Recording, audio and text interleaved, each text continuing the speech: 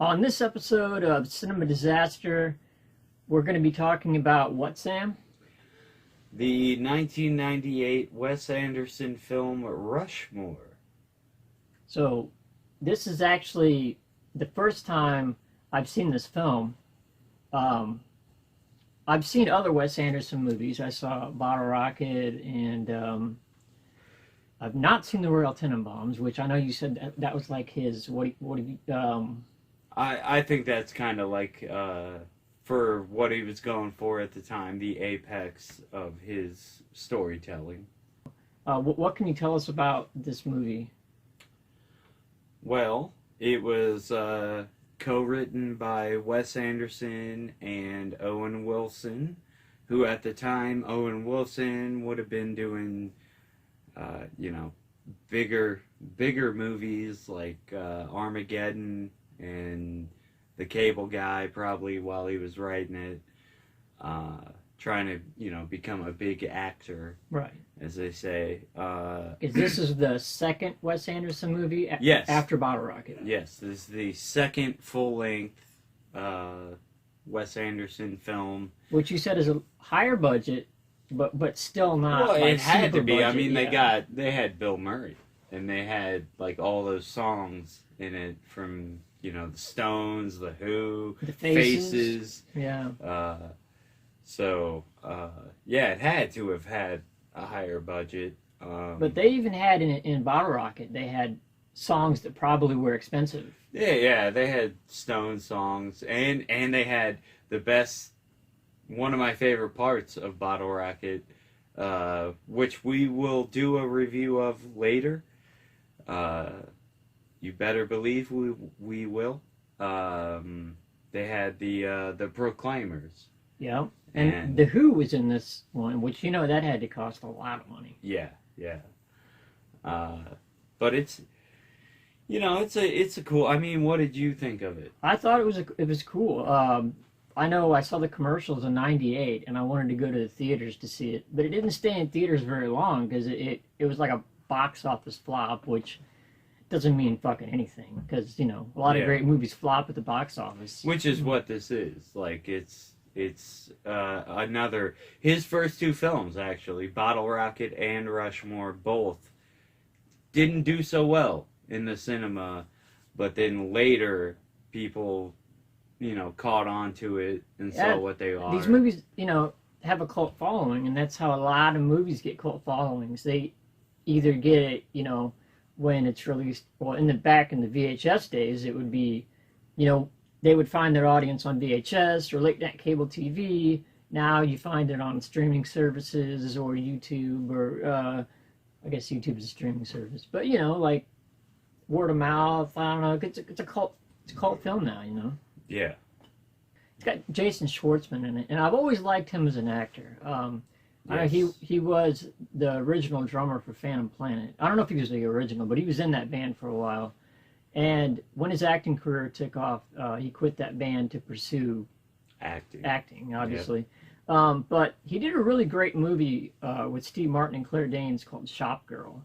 And I think it's a film that you should watch because it's got that element of humor, but it's not your typical like Steve Martin acting like like his goofy humor like he did with The Jerk or Man with Two Brains or anything like that. It's it's like a love triangle. It's a story about a love triangle between Steve Martin, Claire Danes, and Jason Schwartzman.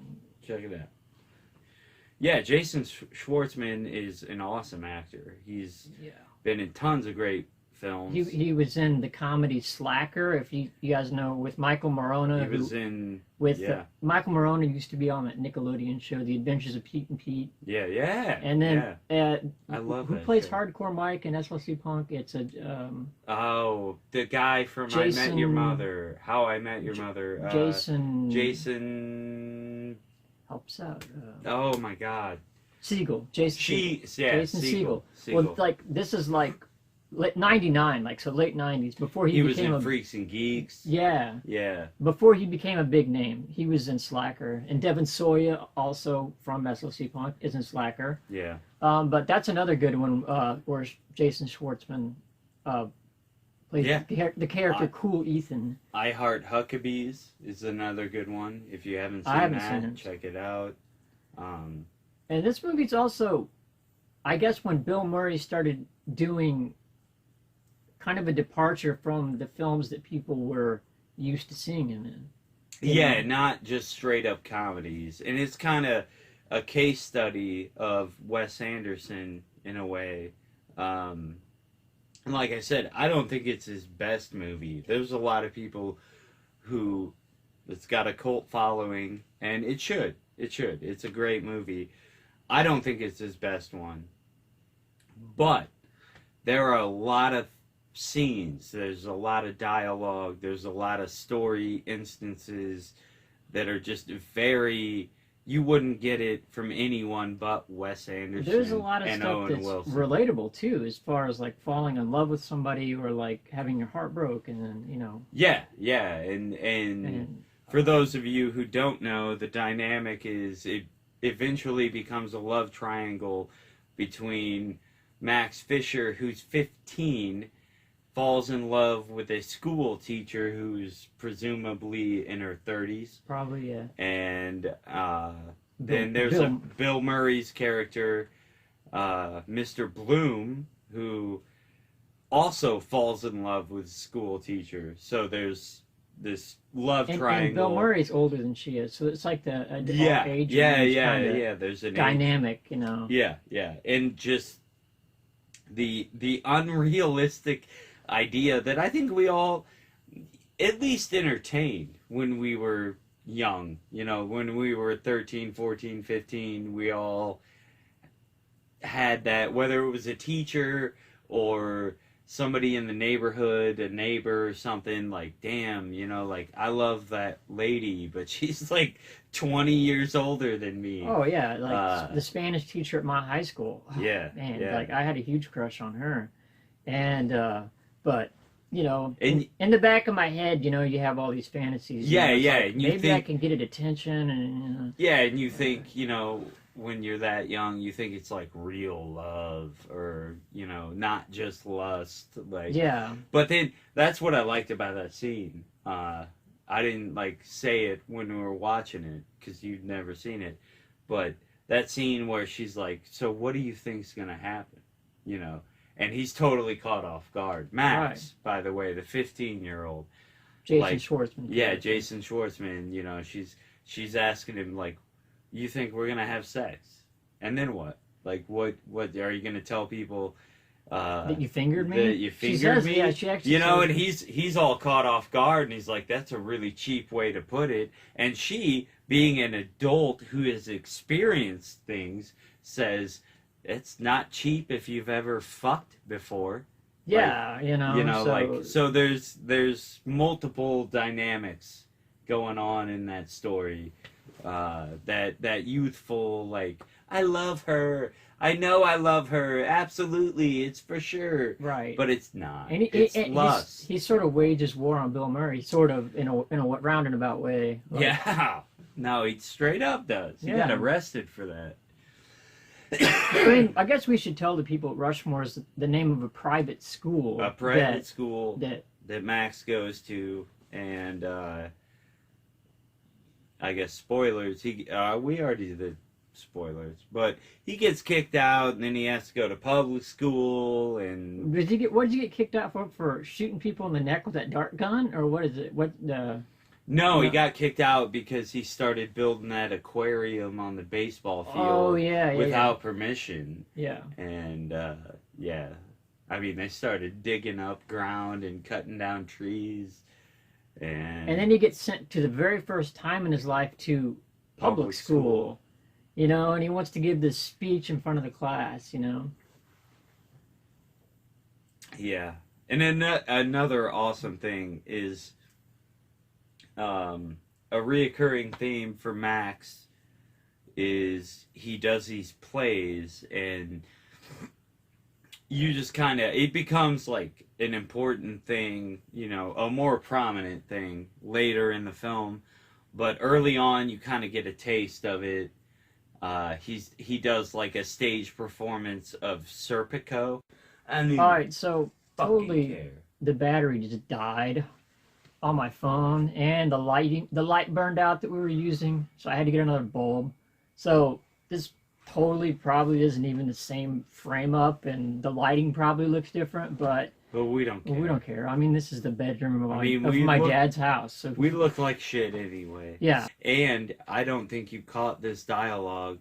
The way he got into Rushmore, which is a private school. Again, I know we said that, but it's elitist. Right. Yeah. Is that in second grade he wrote a one-act play about Watergate. That's hilarious. Yeah, I totally That's missed that. fucking hilarious. His second grader writing a play, even comprehending what Watergate is, Right. but he wrote a play about Watergate. That's funny. And then, okay, so, that when that kid writes a note. Remember we were talking about when the kid is writing that note about getting the hand job thing. What was that? 'Cause that's like a running theme. That's what breaks their friendship up. Yeah. That's because so Max has this friend named damn, I can't. We'll have to edit this. His last name's Calloway. He has this friend, and it's implied by some outside forces that the only reason that Max chose this kid, to be his friend is because his mom is really hot. So Max gets to spend time with the hot mom, and to sound cool, he tells some kids that he got a hand job from her in the back of her Jaguar. And and so anyway, that becomes a big rift between the Max and his friend. So there's like this sort of, I don't know what you call it, backstabby moment where the kid, he learns about it and he writes this letter to Max and saying, hey, this teacher that you're in love with has been fucking Mr. Bloom, and they've been doing all this stuff, but it's so funny, the words that he uses, because he just keeps saying hand job. So yeah, this movie also has like a really good cast. So we already talked about Jason Schwartzman, and who else we got going on?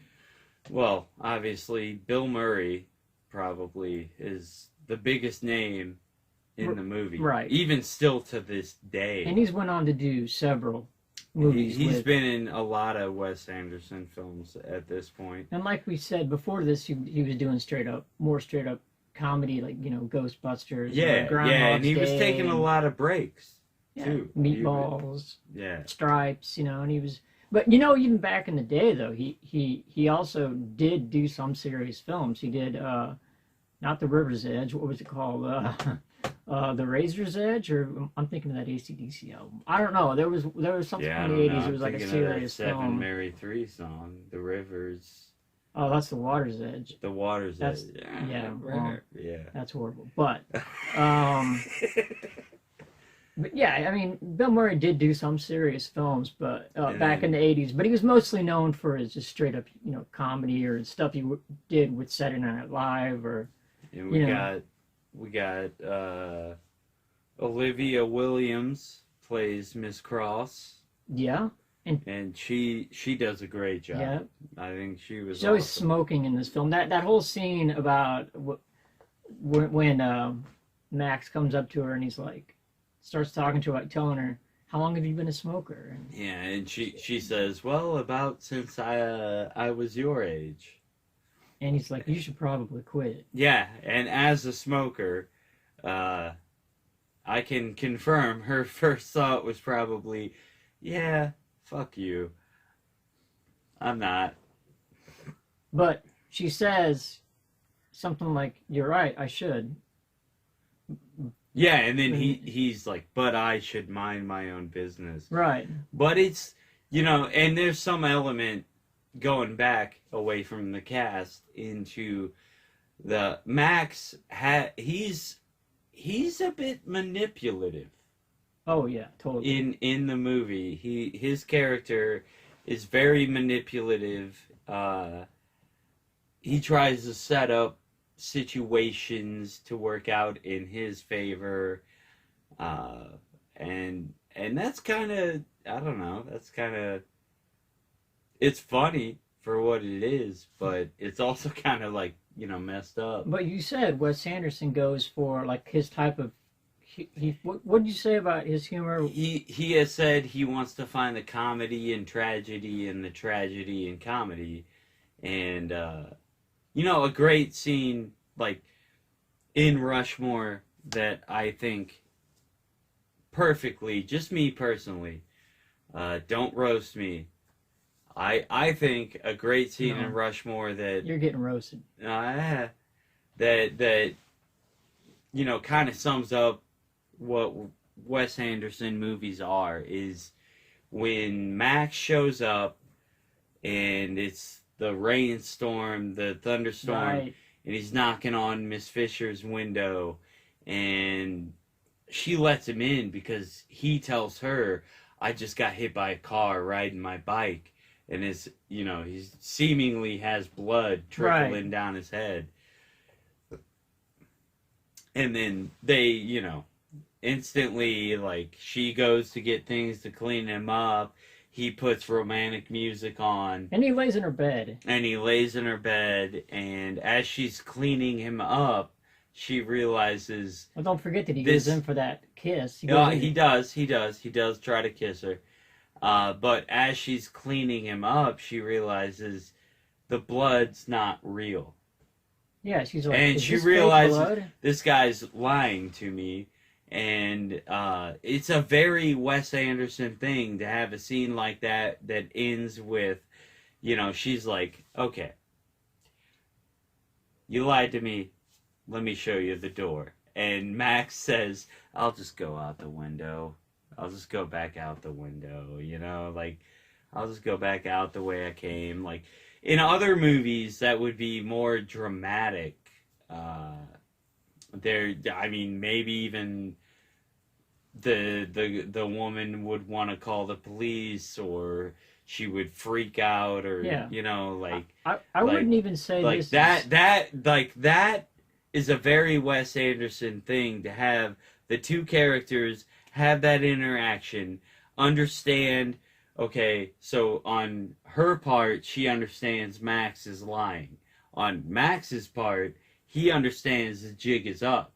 And instead of freaking out, she just says, it's time to go. And he says, yeah, I'll just go out the window. Like, that's so Wes Anderson. And I think, like, Wes Anderson has like a subtle humor style, but it's like the tragedy in life, like we talked about. But it's not, don't get confused, it's not like the same kind of dark humor that Todd Solondz film is. Like, Todd Solondz, he did like Happiness, or he did Storytelling, or Life During Wartime. A lot of those films. That's a good pin. Gunpowder song. It's also a Talking Heads song. But, so like all of his movies are very, it's like the darker side of human existence, but he presents it in like a comical way, and